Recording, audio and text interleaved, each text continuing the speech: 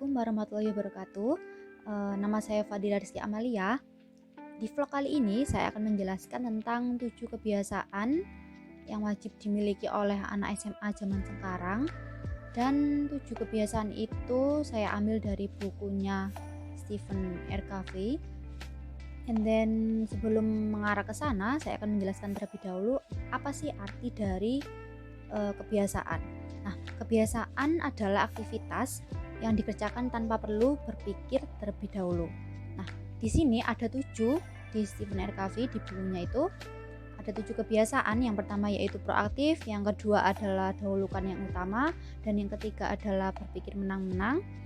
Yang keempat adalah memahami terlebih dahulu, kemudian dimengerti, dan selanjutnya adalah sinergi, dan selanjutnya adalah mengasah gergaji atau pembaharuan diri. Jadi di sini ada 7 habits yang penting bagi anak SMA. Nah, habit sendiri itu artinya adalah kebiasaan yang penting bagi anak SMA, apalagi di zaman sekarang, zaman milenial. Seperti yang Anda tahu, pasti banyak sekali kebiasaan anak-anak zaman sekarang, apalagi anak muda. Nah, habit 1. Nah, kebiasaan pertama yaitu proaktif. Proaktif sendiri diartikan sebagai sifat manusia, kita memberi tanggapan terhadap kehidupan milik kita. Jadi misalnya nih, kalian anak SMA memberi tanggapan tentang persoalan yang sulit. Nah, jadi kalian harus bisa langsung menanggapi soal tersebut. Jadi kita nggak bertele-tele atau menjawabnya dengan lama. Ada habit 2. Kebiasaan kedua, mulailah dengan akhir di pikiran. Maksudnya di sini adalah bagaimana cara kita menentukan planning bagi hidup kita. Dari planning tersebut kita akan mempunyai tujuan akhir, dan tentunya setiap orang mempunyai planning dan tujuan akhir yang berbeda-beda. Nah, anak zaman sekarang pastinya kan punya planning tuh, kedepannya mau bagaimana, aku mau jadi ini, aku mau jadi itulah. Nah, jadinya memulai dengan tujuan akhirnya, aku mau jadi dokter. Nah, otomatis kalian harus belajar dari sekarang.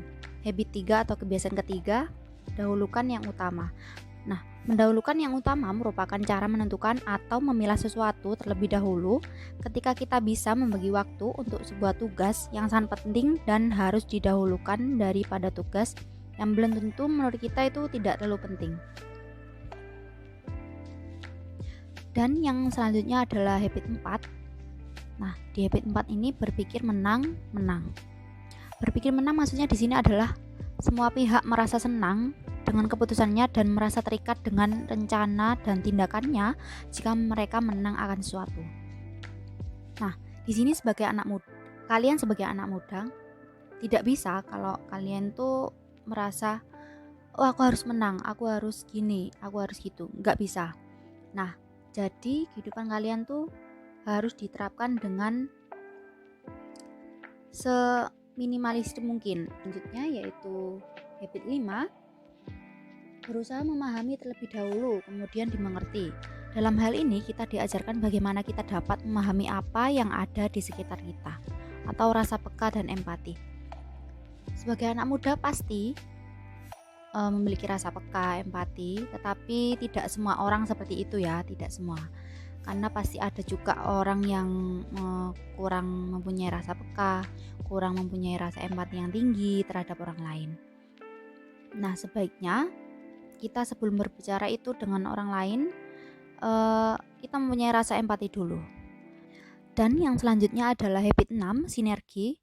Artinya di sini adalah membangun dan memastikan kerjasama internal yang produktif bersama dengan masing-masing orang, sehingga tujuan bisa tercapai. Membangun kerjasama sangat dibutuhkan oleh setiap orang karena dengan bekerja sama membangun dari hal kecil akan berdampak baik bagi kehidupan kita ke depannya. Jadi kalian anak-anak sekolah nih, membangun terlebih dahulu bagaimana kepribadian kalian, bagaimana kerjasama kalian dengan orang lain. Nah, itu sangat penting bangun.